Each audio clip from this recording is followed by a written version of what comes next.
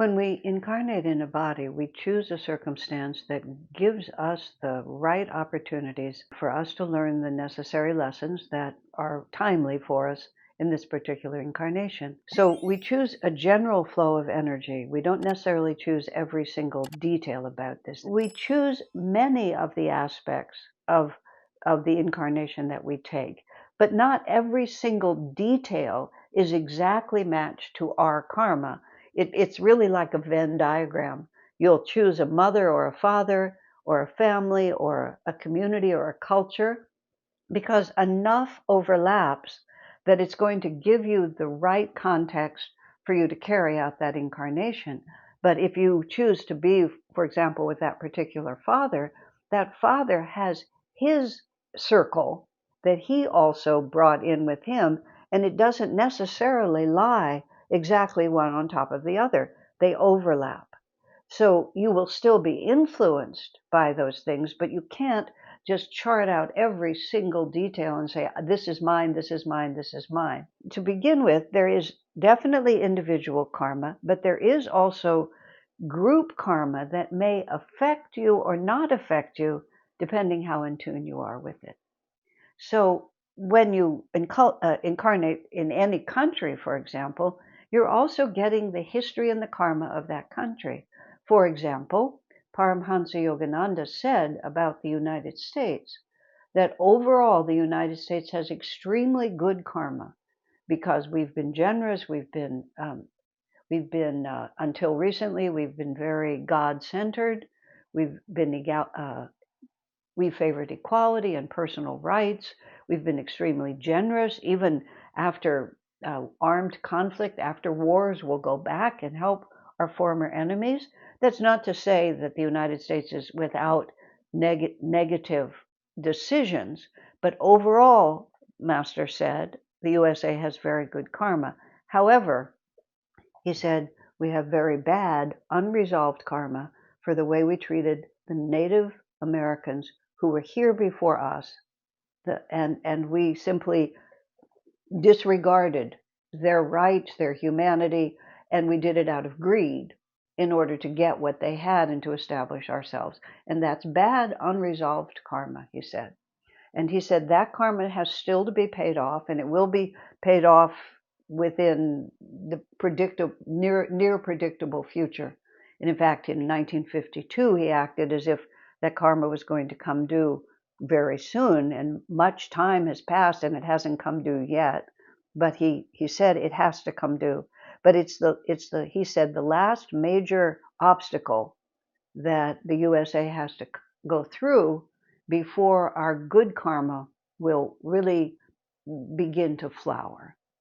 And many people talk about it. A few hundred years is not that long in the development of a whole country, a whole culture, a whole civilization. And because of the fact that the way we treated those people was out of greed, he said we'll have very serious economic troubles in order to pay off that karma. So that is group karma. Now, so that is happening when one chooses to incarnate in the USA, as an example, as I did. I'm going to be subject to those forces that begin to happen, that are happening, that will begin to happen more as time passes now. But the degree to which it will actually affect me personally depends also on my individual karma in the context of that group karma. And here's the part that is the most important part for you to remember. It's an energy relationship. And if the group karma is stronger than the personal magnetism that I have developed, that group karma can sweep me into it and overwhelm me, even if I personally have not been engaged in that karma as much. Does that make sense? Yogananda put it in a very interesting way, a very dramatic way. He said sometimes when a plane crashes and everybody dies, it wasn't everybody's karma to die, but some people did not have a strong enough karma to live to be able to resist the group karma, so they got swept up in the wave. You might even just think about it as being a swimmer caught in a riptide. The riptide will take you out and maybe take your life away from you unless you've learned to swim strongly enough on your own that even the force of that, you have enough inner power to resist it. But it's not a physical relationship, it's an energetic relationship.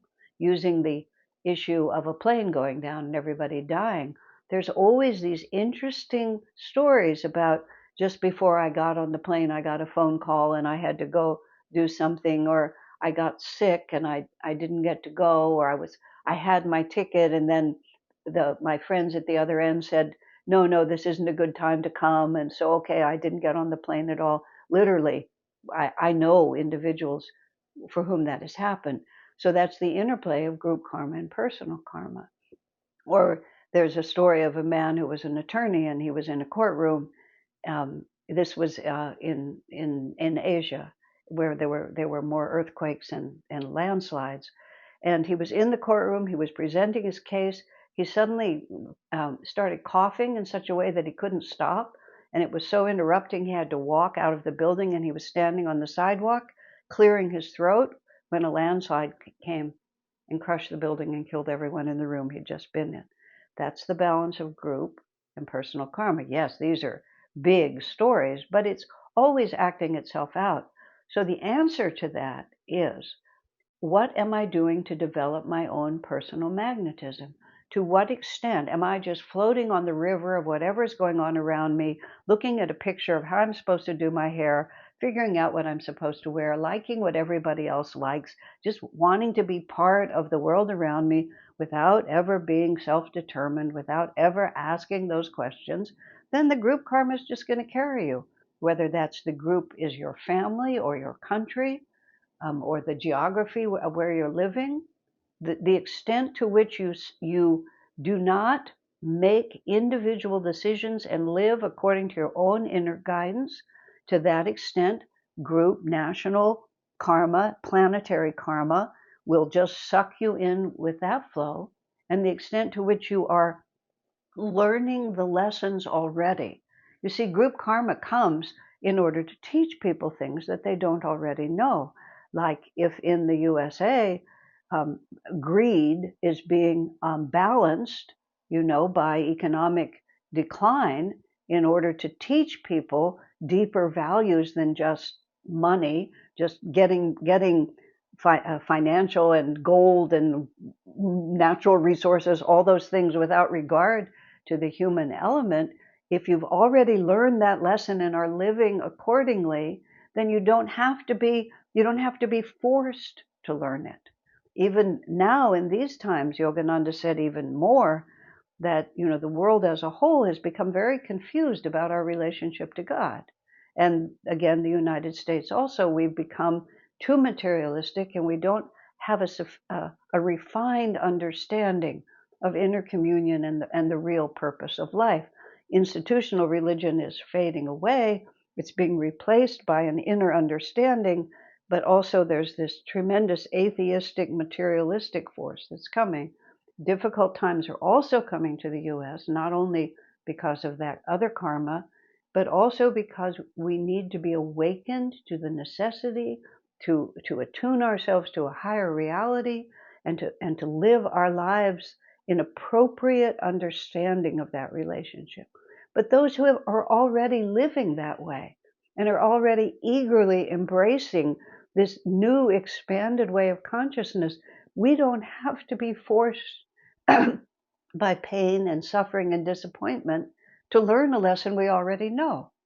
So this is, but if we've chosen to live here, we're still here. This is going to happen. It's going to happen around us, but our individual destiny will be determined by the degree to which we have self-defined ourselves according to our chosen values, rather than passively accepting the values all around us. So you see, it's a magnificently interesting metaphysical perspective, but it all comes down, as everything comes down to our own inner response.